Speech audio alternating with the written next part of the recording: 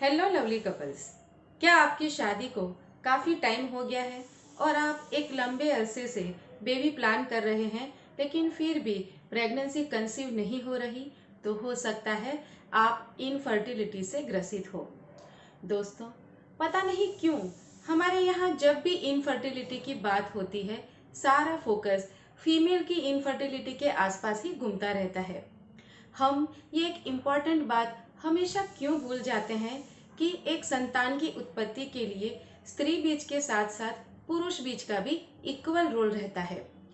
कई पुरुष अपनी मेडिकल जांच तक नहीं करवाते और इसी वजह से हजारों कपल्स संतान प्राप्ति के लिए बरसों तक संघर्ष करते रहते हैं। कई कपल्स में ये भी देखा गया है कि हस्बैंड एंड वाइफ दोनों के रिपोर्ट्स नॉर्मल है, फिर भी प्रेगनेंसी कंसीव नहीं हो रही। दोस्तों, क्या आप जानते हैं ऐसे केसेस में कई बार डीप रूटेड साइकोलॉजिकल रीजन भी होते हैं जिसका कभी चर्चा तक नहीं होता। तो आइए आज इसी विषय पर मैं doctor Bhavisha Shah, life transformation coach and गर्भ संस्कार ट्रेनर, आपके साथ डिटेल में चर्चा करूंगी। दोस्तों, आयुर्वेद के मत अनुसार श्रेष्ठ संतान की उत्पत्ति के लिए श्रेष्ठ स्त्री बीज और पुरुष बीज का होना बहुत ही ज्यादा आवश्यक है, क्योंकि एक हेल्थी शुक्राणु से ही हेल्थी प्रेगनेंसी को कैरी किया जा सकता है और एक हेल्थी बेबी को संतान के रूप में प्राप्त किया जा सकता है। ज्यादातर मेल इनफर्टिलिटी में सीमेन का टेस्ट होता है, जिसमें स्पर्म काउंट और स्पर्म की मोटिलिटी की जांच होती है और सीमेन की क्वालिटी की जांच होती है। स्पर्म काउंट के संदर्भ में यदि देखा जाए तो 1 ml सीमेन में यदि 20 मिलियन से कम स्पर्म है और स्पर्म की मोटिलिटी के संदर्भ में यदि देखा जाए तो पर सेकंड यदि 5 माइक्रोमीटर से कम है तो उसे मेल की इनफर्टिलिटी के तौर पे कंसीडर किया जाता है। आयुर्वेद के मत अनुसार यदि सीमेन की क्वालिटी अच्छी नहीं है तो ऐसे सीमेन से प्रेगनेंसी कंसीव होने के चांसेस भी बहुत कम रहते हैं। ऐसे सीमेन से यदि प्रेगनेंसी कंसीव हो भी जाए तो भी ये एक हाई रिस्क प्रेगनेंसी रहती है, क्योंकि ये एक हेल्दी प्रेगनेंसी नहीं होती और मिस कैरेज होने की संभावनाएं बहुत ही ज़्यादा बढ़ जाती है। और यदि बेबी पैदा हो भी गया तो भी वो एक हेल्दी बेबी नहीं रहता है। तो आइए अब हम समझते हैं कि पुरुष में इनफर्टिलिटी के कारण और समाधान क्या रहेंगे। सबसे पहला रीजन होता है जीनेटिक्स। जी हाँ दोस्तों, कई पुरुषों में जन्मजात ही शुक्राणु उत्पन्न होने की प्रक्रिया में दोष पाया जाता है, जो पुरुष की इनफर्टिलिटी की बहुत ही बड़ी वजह होता है। ऐसे केसेस में डॉक्टर आपके फैमिली की मेडिकल हिस्ट्री की जांच करेंगे और फिर उस हिसाब से आपका इलाज होगा। दूसरा महत्वपूर्ण रीजन है वो है अनहेल्दी लाइफस्टाइल।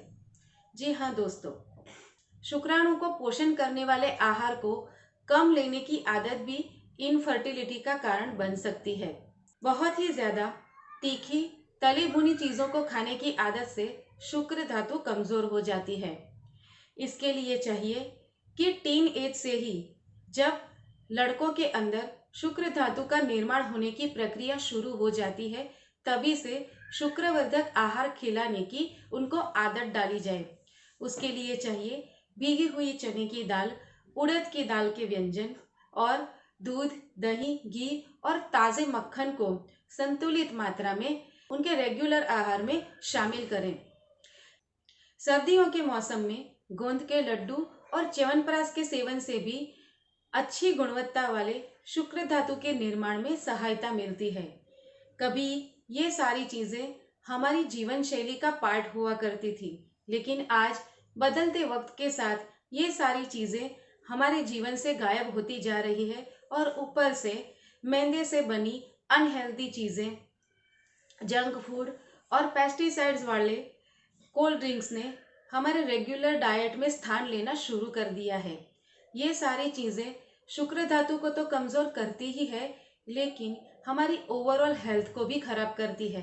तो ऐसी चीजें अपने आहार में लेने से बचें और हो सके तो इसका सदंतर ही त्याग कर लें। अपने डेली डाइट में घर पे बने शुद्ध, सात्विक और पौष्टिक आहार को शामिल करें। दूसरा रीजन है अधिक मात्रा में मादक पदार्थों का सेवन। कई पुरुषों को छोटी सी उम्र से ही सिगारेट, दारू, तंबाकू चबाना, हुक्का पीने की आदत लग जाती है। ये सारी चीजें भी आपकी शुक्र धातु को कमजोर बनाती है, उसकी क्वालिटी के ऊपर उसका सीधा इम्पैक्ट पड़ता है।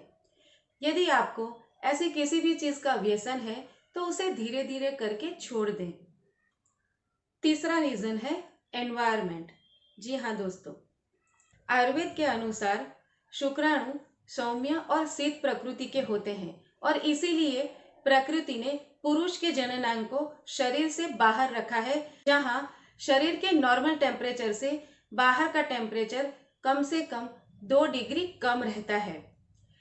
इनफर्टिलिटी से बचने के लिए पुरुषों को चाहिए कि अपने जननांग को बहुत ही ज्यादा गर्मी से बचाएं, बहुत ही ज्यादा टाइट फिटिंग वाले जीन्स या पैंट पहनने से बचें,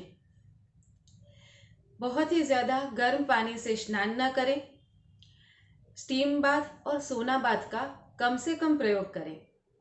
यदि हो सके तो ठंडे पानी में स्विमिंग कीजिए, क्योंकि ठंडे पानी में स्विमिंग करने से स्पर्म की हेल्थ अच्छी रहती है।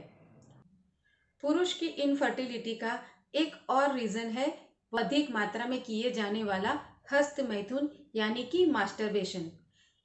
आयुर्वेद के अनुसार शुक्र धातु की हमेशा रक्षा होनी चाहिए, क्योंकि शुक्र धातु केवल मैथुन या गर्भधारण के लिए ही इम्पोर्टेंट नहीं है, परंतु ये संपूर्ण शरीर के सार स्वरूप होने की वजह से शरीर की अन्य महत्वपूर्ण क्रियाएं जैसे कि कल्पना शक्ति, सर्जन शक्ति, उत्साह और शौर्यता जैसे मनोभाव भी शुक्र धातु की संपन्नता पे अवलंबित होते हैं। तो हमेशा शुक्र धातु को बचाए रखें, यानी कि अधिक मास्टरबेशन यानी कि हस्त मैथुन से बचें। जननांग की सफाई। जी हाँ दोस्तों, आपको अपनी जननांग की सफाई का पूरी तरह ध्यान रखना चाहिए, क्योंकि यदि इसमें अगर लापरवाही की तो ये लापरवाही की वजह से आपको किसी भी प्रकार का इन्फेक्शन हो सकता है और ये इन्फेक्शन मेल में इनफर्टिलिटी का बहुत बड़ा रीजन माना जाता है। तो अपने जननांग की सफाई का पूरा ध्यान रखें। तनाव यानी कि स्ट्रेस। आजकल की भागदौड़ भरी जिंदगी में मानसिक तनाव एक आम बात हो गई है। वर्क प्लेस के ऊपर जो प्रेशर रहता है, डेडलाइंस एंड टारगेट्स की वजह से जो स्ट्रेस क्रिएट होता है, उसका आपकी फर्टिलिटी के ऊपर इम्पैक्ट पड़ता है। मटेरियलिस्टिक सफलता के पीछे भागते हुए जो शारीरिक थकान, मानसिक तनाव, मानसिक अशांति उत्पन्न होती है, इससे स्ट्रेस हार्मोन्स रिलीज होते हैं, जिसका नेगेटिव इम्पैक्ट आपकी शुक्र धातु पे पड़ता है और आपकी शुक्र धातु कमजोर हो जाती है। इससे बचने के लिए चाहिए कि आप हर रोज योग, प्राणायाम और मेडिटेशन करें, ताकि आप मानसिक रूप से शांत रह सकें। यकीन कीजिए दोस्तों, केवल 20 मिनट का मेडिटेशन आपको रोजमर्रा के तनाव से मुक्त रख सकता है। किसी अच्छे आयुर्वेदिक डॉक्टर से संपर्क करके अपने शुक्र धातु की शुद्धि और वृद्धि के लिए इलाज जरूर करवाएं। डॉक्टर की सलाह के अनुसार आयरन, कैल्शियम, मल्टीविटामिन वगैरह सप्लीमेंट्स लेना शुरू करें। एक्सरसाइज को अपने डेली रूटीन में शामिल करें। जीवन के प्रति अपना अभिगम सकारात्मक बनाकर रखें। दोस्तों, यदि आप जल्दी से प्रेगनेंसी कंसीव करना चाहते हैं और एक हेल्दी और संस्कारी संतान के माता पिता बनना चाहते हैं, तो इसमें हम आपकी हेल्प कर सकते हैं। उसके लिए दिए गए नंबर्स पर हमारा संपर्क कर सकते हैं। आशा है आपको ये हमारा वीडियो ज़रूर पसंद आया होगा। इसे आप ही के जैसे बेबी प्लान कर रहे लोगों के साथ, अपने नियर एंड डियर वन के साथ शेयर करें, ताकि उन लोगों को भी फायदा हो सके। यदि आपके मन में कोई सवाल है, कोई सुझाव है, तो हमें कमेंट बॉक्स में कमेंट करके ज़रूर बताएं, ताकि आने वाले वीडियो में हम उसे शामिल कर सकें। यदि आप ऐसी ही इम्पॉर्टेंट इंफॉर्मेशंस को और भी जानना चाहते हैं, तो उसका सिंपल तरीका है, हमारे चैनल को सिंपली सब्सक्राइब कर दीजिए, यानी कि बेल आइकॉन दबाकर ऑल के बटन को सिलेक्ट कर दीजिए, ताकि हमारे आने वाले वीडियो के नोटिफिकेशंस सबसे पहले आपको मिले। तो दोस्तों, ऐसे ही इम्पॉर्टेंट नॉलेज को लेकर मैं फिर मिलूंगी नेक्स्ट वीडियो में। तब तक के लिए stay happy, stay healthy, happy parenting.